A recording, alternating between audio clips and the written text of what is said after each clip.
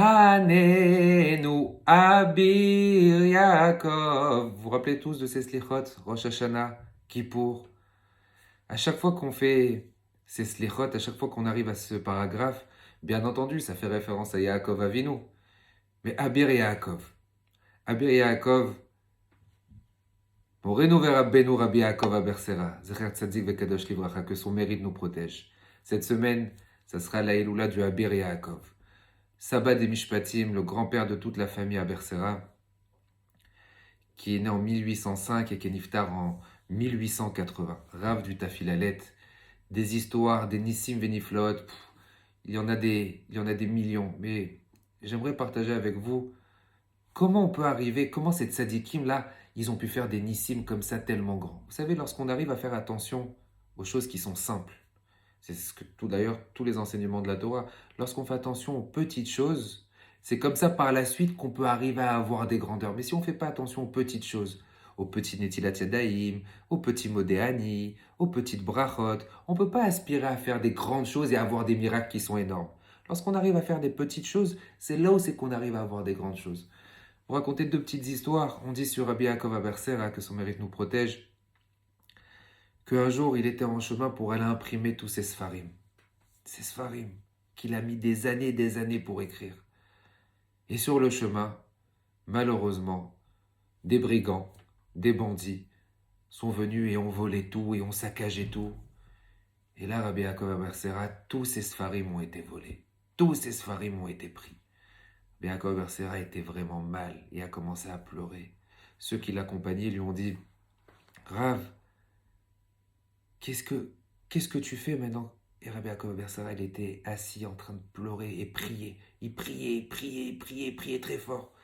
Et là, l'une des personnes lui dit, alors c'est sûr, tu as dû prier pour retrouver tes livres. Tu as dû prier pour qu'il leur arrive quelque chose à ceux qui leur ont volé, à ceux qui t'ont volé. Rabbi Yaakov Abersera se retourne, il leur dit, pas du tout. J'ai dit merci à Hachem. Merci à Hachem d'abord que je suis en vie. Et à Kadosh Baruch Hu, si tu penses que mes livres ne méritent pas d'être sortis, et ne sont pas aptes à pouvoir être aux yeux du monde, alors Akadosh Baruch Hu, j'accepte. Accepter le joug divin dans toutes circonstances. Vous imaginez toutes ces années qu'il a pu écrire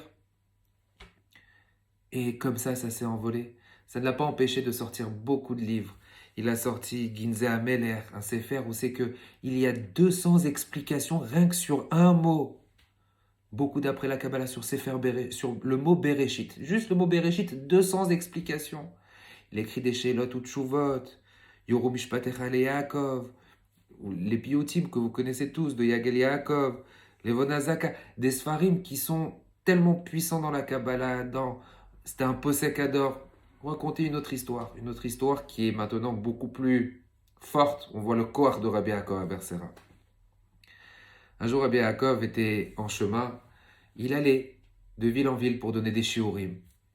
Il était accompagné par une personne, et sur le chemin, il lui dit « Non, on va prendre le chemin à gauche. » La personne qui l'accompagne, il lui dira « Tu sais, ce chemin à gauche, il est rempli d'embuscades, rempli de voleurs, rempli de bandits, c'est dangereux. » Il lui dit « Non, on part à gauche. » Ils vont sur ce chemin. Sur le chemin, effectivement, des bandits viennent, les braquent et leur demandent « Ah, c'est toi le rabbin? Alors toi, t'es parti faire des courses, c'est sûr que tu dois avoir de l'argent. Donne-nous ton argent. » La personne qui l'accompagnait s'est évanouie, il se sentait mal. Rabbi Yaakov Abersera lui dit, il n'y a pas de souci, je vais vous donner l'argent.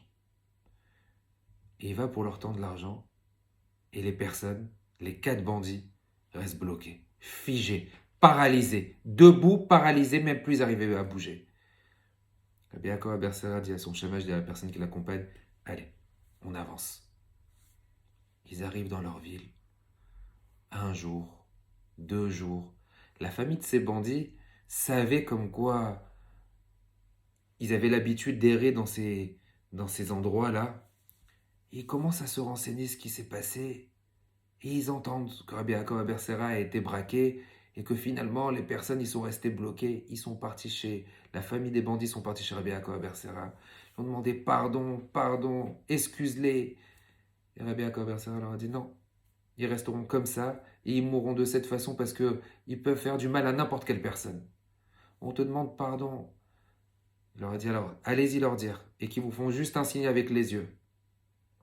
S'ils s'engagent à ne plus agir de cette façon, alors ils iront bien. Ils sont partis. Ils leur ont demandé, voilà, arrêtez, promettez comme quoi vous allez arrêter d'agir comme des voleurs. Ils ont acquiescé des yeux. Ils ont recommencé à bouger, recommencé à marcher, partis demander pardon Rabbi Yaakov à Bersera.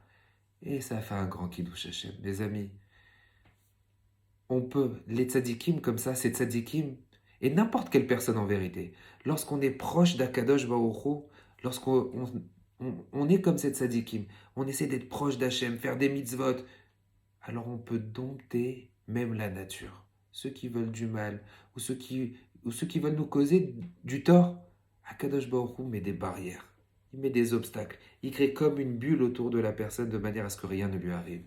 Rabbi Yaakov Bersera, son mérite, il est énorme. Son mérite, il est très puissant puisque tous ses descendants, ses arrière-petits, toute sa famille, jusqu'à aujourd'hui, sont des Baalei Mofet, des Baalei Nissim.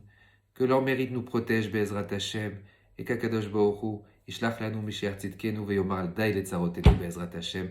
Je vous souhaite une excellente semaine, que le mérite des tzadikim nous protège.